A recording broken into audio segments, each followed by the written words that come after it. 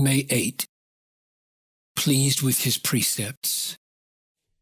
This is the love of God, that we keep his commandments, and his commandments are not burdensome.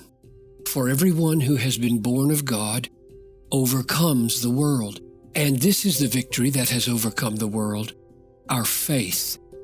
Who is it that overcomes the world except the one who believes that Jesus is the Son of God? 1 John 5, 3-5. What is plain in these verses is that being born again, being born of God, turns the commandments of God from being burdensome to being our delight. How does that work?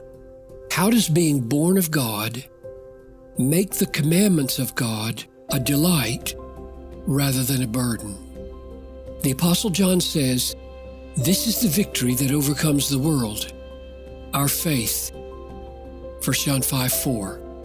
In other words, the way that being born of God overcomes the worldly burdensomeness of God's commandments is by begetting faith.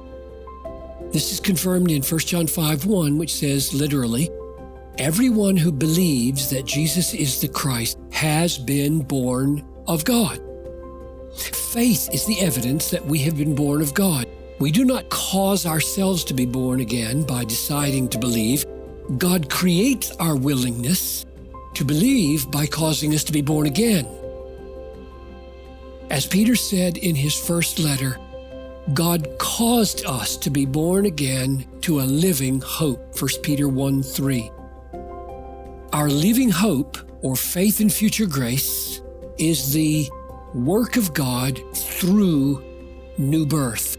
So, when John says, everyone who has been born of God overcomes the world, and then adds, and this is the victory that has overcome the world, our faith, 1 John 5:4, I take him to mean that God enables us, by the new birth, to overcome the world, that is, to overcome our worldly disinclination to keep God's commandments. The new birth does this by creating faith, which evidently includes a disposition to be pleased by God's commandments rather than be put off by God's commandments so that they feel burdensome. Therefore, it is faith that overcomes our inborn hostility to God and his will and frees us to keep his commandments and say with the psalmist, I delight to do your will, oh my God. Psalm 40, verse 8.